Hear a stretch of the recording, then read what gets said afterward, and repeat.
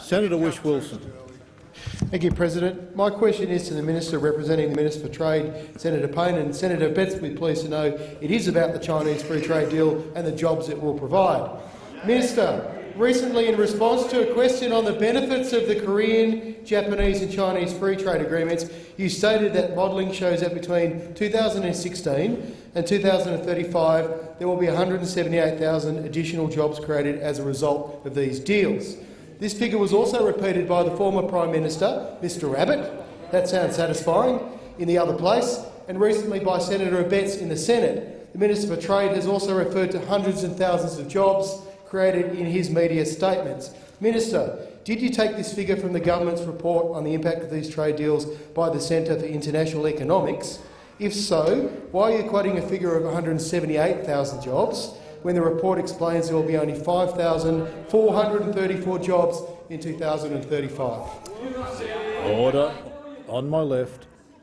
The Minister for Human Services, representing the Minister for Trade, Senator Payne. Thank you very much, Mr President, and I thank Senator Whish-Wilson for his question.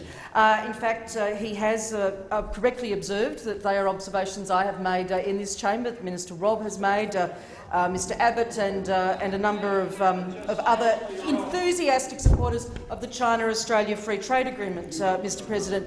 But really, I think if you wanted to look more accurately at the industries and at examples in our region of the huge potential in this China-Australia Free Trade Agreement, then you could just go to the evidence provided by Prime Minister John Key from New Zealand, who has, and I quote, "I'm a massive proponent of free trade, and the benefits of our FTA have been 11 times greater than the most optimistic estimates. The numbers speak for themselves. Having negotiated an agreement that is high quality, you'd like to grab it with both hands. New Zealand will be quite happy to do it if you don't." In fact, as I understand it, the New Zealand record shows a quintupling of the benefits that they were expecting under their free trade agreement. But you could also listen to the words of the dairy industry, Mr President. The dairy industry, who has said the free trade agreement will create 600 to 700 jobs in that industry in the first year alone. The Financial Services Council, which I've also referred to, who says that the agreement would result in the creation of 10,000 new jobs by 2030 in the financial services sector alone. We have other examples like New South Wales— Pause the clock. Order, Minister. Senator Whish-Wilson, point of order. Thank you, President. My question was specifically about the government's report, the only report that I'm aware of, by the Centre for International Economics, which is on the DFAT website, as I said, 5,434 jobs versus the Minister's stated 178,000. That's out by a factor of 33, or 3,300%. So I just wanted a clear answer on that. Thank you, Senator Whish-Wilson. I will remind the Minister of the question. She has 21 seconds in which to answer. Minister. Thank you very much, Mr President. I'm very grateful for Senator Whish-Wilson's continued reference to the great value of the China-Australia Free Trade Agreement. And the more he acts as a sceptic, the more he continues in the negative way that he is, Mr President, the more damage there is to Australia's reputation as an open, free trading country. If that's what the Greens want to do, then that's the matter for them, Mr President. The time for answering the question has expired. Order on my left. Supplementary question, Senator Whish-Wilson. Damage to our reputation is actually more about how misleading the government's been on this. As I said, figures are out by 3,300%. This is a significant error. On behalf of the government and the Minister for Trade, will you take this opportunity, please, to correct the record?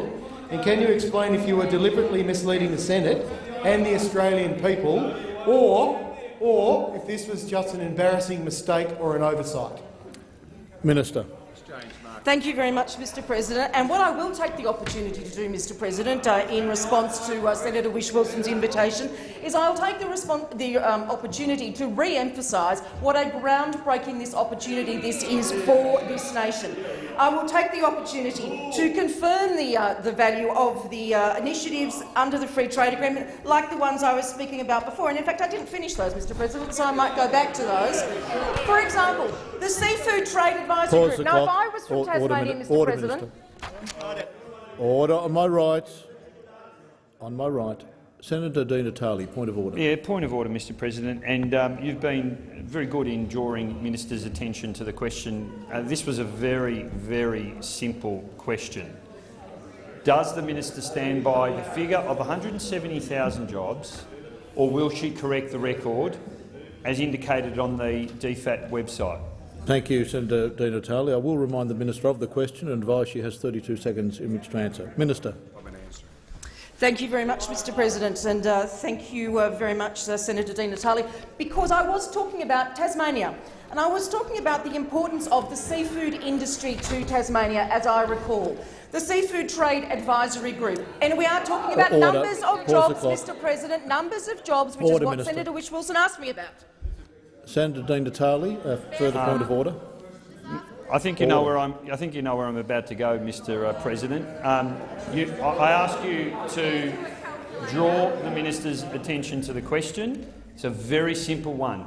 Does the Minister stand by the figure of 170,000 jobs, or will she now correct the record? This is very, very serious. Will she correct the record? Otherwise, she has misled the Senate. Thank you, Senator Di Natale. I will remind the Minister that she has 18 seconds left in which to answer the question. Minister. Thank you very much, Mr President. I have said, Mr President, that I stand by what I have said in this place, and I stand by what Minister Robb has said in relation to the China-Australia Free Trade Agreement. If that's not clear enough for Senator Whish-Wilson and his leader, then, Mr President, I fail to see what would be. Thank you, Minister. Senator Whish-Wilson, a final supplementary question. Thank you, President. Given the employment figures the government have been touting are complete bunkum, and it's a significant matter of public interest for the Australian public to know this, does the minister accept that this totally undermines the government's credibility on claims about rivers of gold resulting from these trade deals? And what else has the government misled the Australian people on regarding these free trade agreements? Minister. Thank you very much, Mr President. I absolutely do not accept Senator Whish-Wilson's characterisation of that in any way, shape or form. What I do accept is the evidence provided by countless numbers of industry organisations, of businesses in this country who are just waiting for the opportunity to take up the chances under the China-Australia Free Trade Agreement to transform their industries, to transform their businesses and to create jobs in this country. And if the Greens and those opposite, Mr President, are not prepared to support the China-Australia Free Trade Agreement to enable it to come into force by the end of this year, so we can have a first set of tariff reductions before the end of this year and a second set of tariff reductions next year, then they are putting in jeopardy those jobs. We will not do that. Thank you, Minister.